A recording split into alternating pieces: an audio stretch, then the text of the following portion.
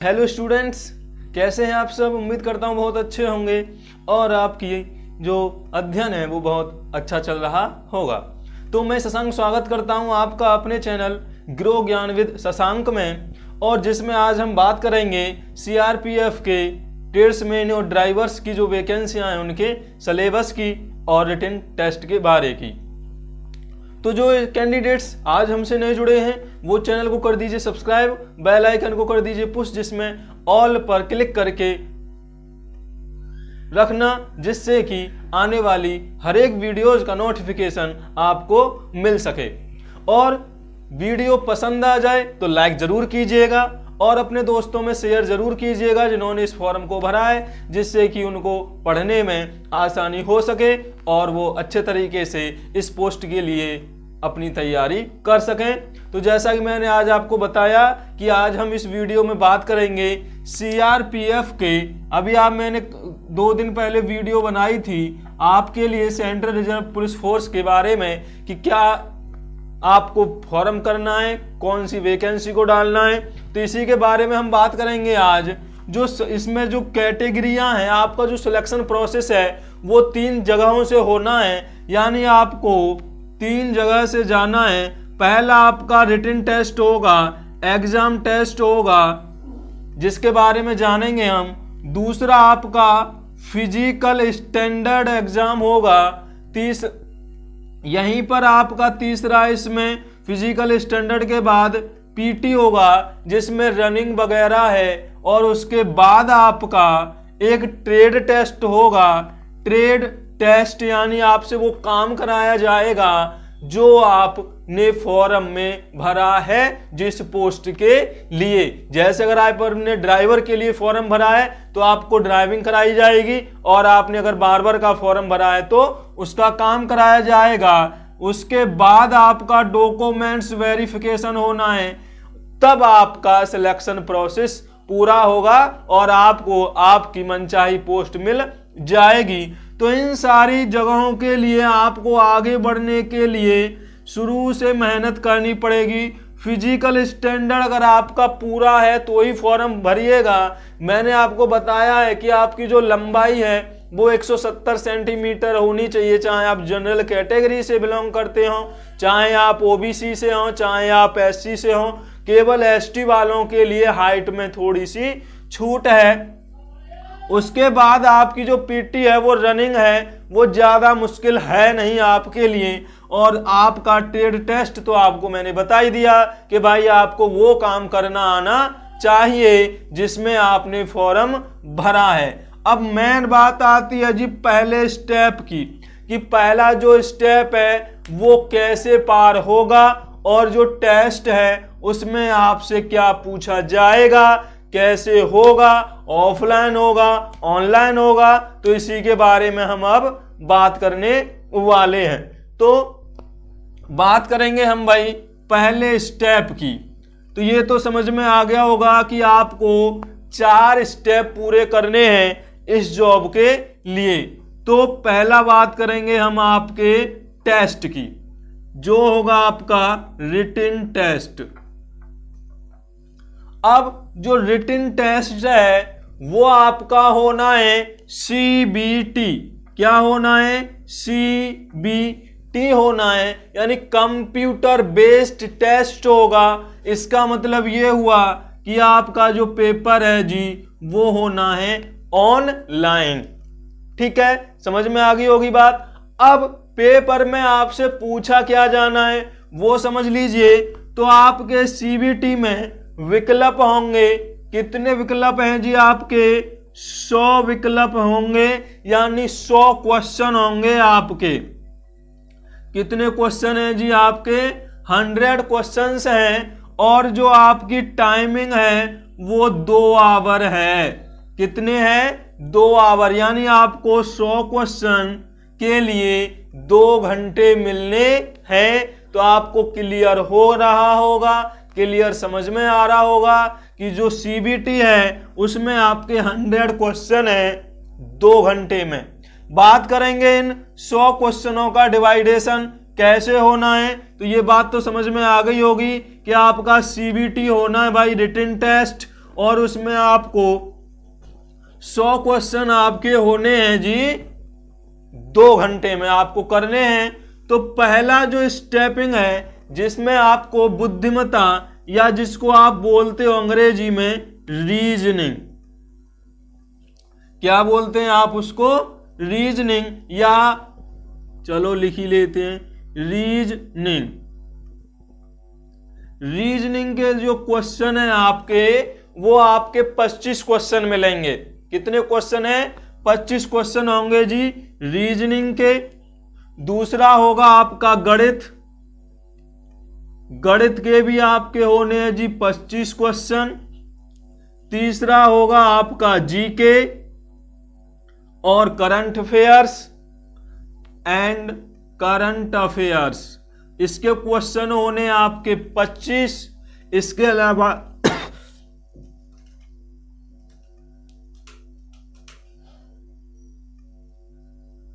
चौथा जो पार्ट है आपका वो है इंग्लिश और हिंदी के मिला के 25 क्वेश्चन। तो समझ में आ गया होगा, 4 part, total 100 question, 100 marks, 2 hour, और प्रत्येक क्वेश्चन के लिए 0.25 नेगेटिव मार्किंग। जरा सोच समझ के पेपर करना है, क्योंकि इसमें आपको हर एक गलत क्वेश्चन पर 0.25 नंबर कट जाना है। तो मालूम पड़ गया रीजनिंग के कितने क्वेश्चन, 25 क्वेश्चन, गणित के कितने क्वेश्चन, 25 क्वेश्चन, जीके और करंट अफेयर्स के 25 क्वेश्चन, इंग्लिश और हिंदी के 25 क्वेश्चन आपसे पूछे जाने हैं। तो कुल मिला के आपसे केवल 4 विषय पूछी जाएंगी।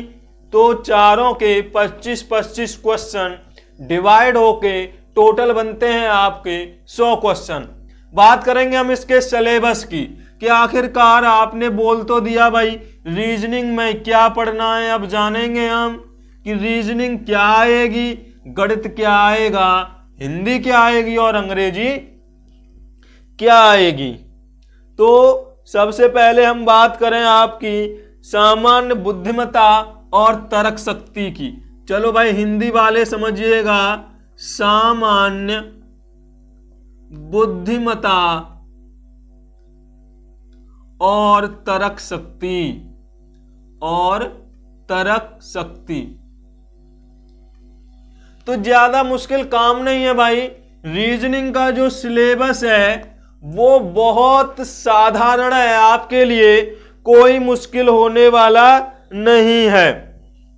कैसे, सबसे पहले आपको पढ़ना है जी समानता।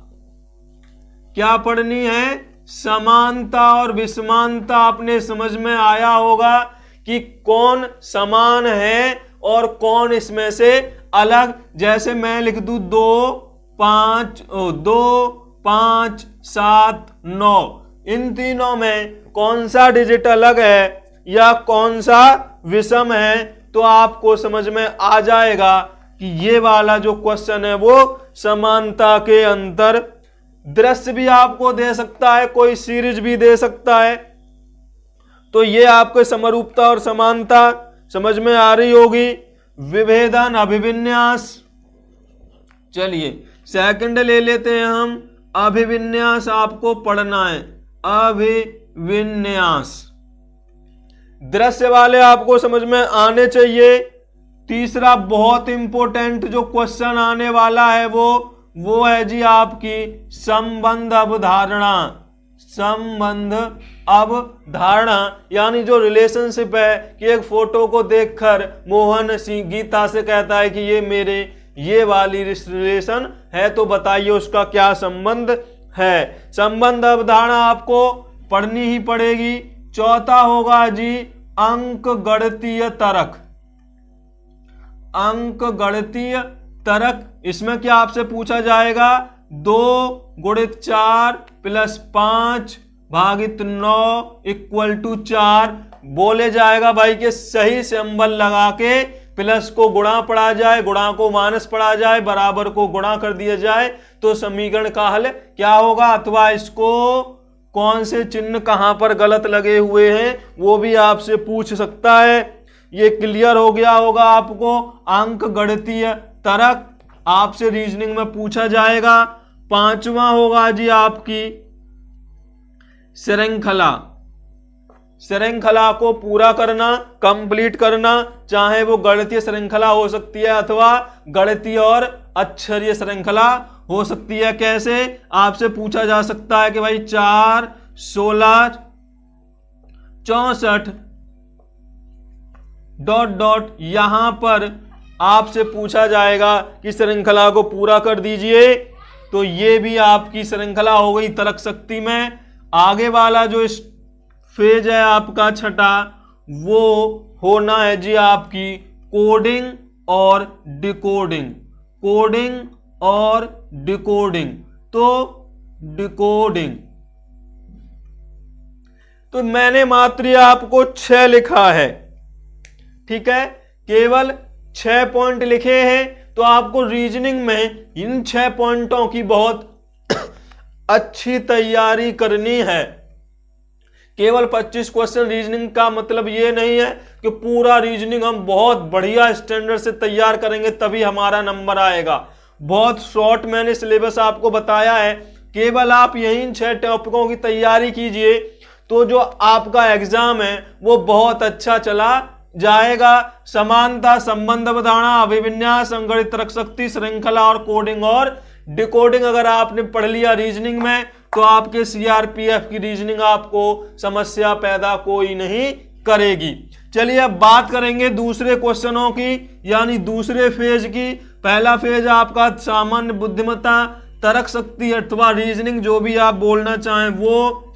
दूसरा होगा जी आपका सामान्य गणित। अब ये मैंने सामान्य गणित क्यों लिखा है वो बहुत लोगों की समझ में आ गया होगा। तो जो गणित है वो केवल आपसे 10th स्टैंडर्ड का पूछा जाना है भाई। ऐसा नहीं है कि आपको बहुत ज्यादा इंटरमीडिएट क्लास तक का पढ़ना पड़े, ठीक है जी। केवल सामान्य गणित है वो 10th क्लास तक का है। इसमें भी हम कुछ टॉपिक जान लेते हैं जिनको आपको बहुत अच्छे तरीके से पढ़ना है और आपका एक सिलेक्शन जरूर हो जाएगा। अब सामान्य गणित में आना क्या है वो समझ लीजिए। पहला होता है पूर्ण संख्याओं का ज्ञान। अब आपसे पूछा जाए भाई पूर्ण संख्याएं क्या हैं, तो उनमें पूर्णांक, ऋणात्मक पूर्णांक, धनात्मक पूर्णांक, कौन छोटा है कौन बड़ा है, ये सब आपसे पूछा जाता है कि पूर्ण संख्याओं की गणना या पूर्ण संख्याओं का ज्ञान। बहुत अच्छा टॉपिक है, बहुत से स्टूडेंट इसको पढ़ते ही नहीं है जिसके कारण मात खाया। आप याद रखिएगा सीआरपीएफ के रिटन टेस्ट का जो स्टैंडर्ड है वो बहुत नॉर्मल है। आपको बहुत ज्यादा पढ़ने की आवश्यकता नहीं है, एक फिक्स टॉपिक को बहुत अच्छा पढ़ने की आवश्यकता है। मुश्किल चीजों को बहुत ज्यादा पढ़ने की आवश्यकता नहीं है। सिलेबस के अकॉर्डिंग आपको इन चीजों को पढ़ना बहुत जरूरी है। सेकंड पार्ट की बात करेंगे हम, दशमलव। बहुत ज्यादा इंपॉर्टेंट होगा भाई। दशमलव कब, कैसे, कहां लगता है, कैसे हटाया जाता है, कैसे जोड़ होता है। इसी में एक और वर्ड बना लेते हैं हम, भिन्न। अब भिन्न के बारे में आपसे पूछा जाता है कौन सी भिन्न बड़ी है, कौन सी भिन्न छोटी है, भिन्नों का आरोही क्रम, भिन्नों का अवरोही क्रम। समझ में आ रहा होगा। और भिन्न में कैसे बदला जाएगा और भिन्न को दशमलव में कैसे बदला जाएगा। तीसरा आ जाता है आपका भाई अंक गणितीय क्रियाएं। अंक गणितीय क्रियाएं, अंक गणितीय क्रियाएं। आप बोलोगे जोड़ घटाओ गुणा भाग आपको आने चाहिए। ब्रैकेट में आपको ब्रैकेट कैसे हटेंगे, कौन सा हटेगा, कैसे आंसर आना है, वो आपको हो जाता है अंक गणितीय क्रियाओं में। समझ में आ रहा होगा। अंक गणितीय क्रियाओं के बाद आगे आ जाता है जी आपका अनुपात और समानुपात। बहुत सरल सरल चीजें हैं जिनको आपको मेहनत से पढ़ना है। अनुपात समानुपात के बाद पांचवा जो होगा आपका भाई वो आ जाएगा जी प्रतिशत। प्रतिशत समझ में आ गए होंगे, नाम लेते ही समझ में आ रहा होगा। प्रतिशत के बाद आपका क्षेत्रमिति ले लेते हैं, मेंसुरेशन इसको बोला जाता है, क्षेत्रफल इसमें पूछा जाता है। कोई भी इसमें दिक्कत आपको होनी नहीं चाहिए, कोई भी दिक्कत होगी तो फिर आप पूछ सकते हैं भाई। एक वर्ड आएगा आपका औसत ब्याज का, औसत ब्याज या सरल ब्याज, औसत कौमा ब्याज। औसत आपको पढ़ना है, चक्रवृद्धि ब्याज, साधारण ब्याज के बारे में आपको पढ़ना है। और लास्ट टॉपिक हम लेकर चलेंगे इसमें भाई अपना लाभ और हानि, लाभ और हानि। तो ये वाला जो टॉपिक है वो आपके गणित के अंतर्गत आ जाएंगे। तो इनको पढ़ के आप गणित में बहुत अच्छे नंबर ला सकते हो और अपना सिलेक्शन ले सकते हो। तो रीजनिंग और मैथ प्लस 25 50 नंबर आप ला सकते हो। 50 नंबर जब आपके आ जाएंगे तो आपके सिलेक्शन को शायद कोई भी ना रोक पाए। क्लियर हो रहा होगा। हिंदी और अंग्रेजी में तो बहुत सिंपल चीजें आपसे पूछी जाती हैं भाई। वोकैबुलरी आपसे पूछी जाएगी अंग्रेजी में, सिनोनिम एंटोनिम्स हाई स्कूल तक आपसे पूछे नहीं जाते, अपोजिट वर्ड पूछे जाते हैं। तो हाई स्कूल तक एक्टिव पैसिव आपसे पूछा जाता है। मुहावरे, लोकोक्तियां, तत्सम, तद्भव, समास वगैरह आपसे इसमें पूछे नहीं जाते हैं। तो बहुत सिंपल हिंदी और अंग्रेजी का सिलेबस जैसे मैंने आपको बताया, मुहावरे और लोकोक्तियां वगैरह। जीके और करंट अफेयर्स में आजकल जो हो रहा है, जीके में आपसे इतिहास बहुत ज्यादा बड़ा नहीं पूछा जाता, नॉर्मल, ऊंचा, लंबा, छोटा, बड़ा, कौन से राज्य में कौन से राज्य की राजधानी है, सीआरपीएफ की जो अलग अलग बटालियंस होती हैं उनके सेंटर कहाँ हैं, ये सारी चीजें आपको जीके और जीएस में पूछे जाएंगी। खेल से संबंधित सवाल, संगीत से, फिल्मों से और जो संगीत है उनसे रिलेटेड सवाल, आपसे जियो भूगोल से रिलेटेड सवाल। तो बहुत सिंपल जो जीके है वो आपसे पूछे जाएगी। आप ऐसा मत करना कि बहुत मुश्किल वाला जीके पढ़ने लग जाओ और आप बोलो सर पेपर में तो कुछ भी नहीं आया। इसलिए मेरा जो कहने का तात्पर्य है, आपको समझाने का जो तात्पर्य है वो समझ लीजिए कि आपको सिंपल चीजें पढ़नी है अकॉर्डिंग टू सिलेबस। जो मैंने ये सिलेबस दिया है इसी के आधार पर आपको तैयारी करनी है और उम्मीद करता हूं कि आप अपना पोस्ट जरूर हासिल कर लेंगे। तो इसी की तैयारी को लेकर हम आते रहेंगे, धीरे धीरे वीडियो लाते रहेंगे। बस आपको जुड़े रहना है हमारे साथ। सिलेबस समझ में आ गया होगा, नोट कर लेना अपनी कॉपी में। इस सिलेबस के अकॉर्डिंग आपको तैयारी करनी है। आपको पता ही है कि एग्जाम में मात्र आपको 3 महीने मिलने वाले हैं, तो 3 महीने में बहुत अच्छी तैयारी आपको करनी है और हमसे जुड़े रहना है जिससे कि आपकी तैयारी अच्छी हो सके। तो अगर वीडियो में कुछ समझ में आया हो और आपको लगता हो कि हाँ भाई हम जुड़ना चाहते हैं तो चैनल को सब्सक्राइब कर दीजिए जिससे आप हमसे जुड़ सकें। तो सिलेबस समझ में आ गया होगा। अगर आपको कोई भी दिक्कत है, कोई भी प्रॉब्लम है तो कमेंट कीजिएगा, कमेंट के माध्यम से हमें बताइएगा। हम आपकी समस्या को दूर करने की पूरी कोशिश करेंगे। तो रीजनिंग में क्या पढ़ना है वो भी आपकी समझ में आ गया, गणित में क्या पढ़ना है वो भी समझ में आ गया, हिंदी, अंग्रेजी और जीके जीएस का सिलेबस क्या है वो भी समझ में आ गया होगा। अब भी अगर आपको कोई दिक्कत है तो एक बार कमेंट जरूर कीजिएगा और बने रहिएगा हमारे साथ। मिलेंगे नई वीडियो में नए टॉपिक के साथ।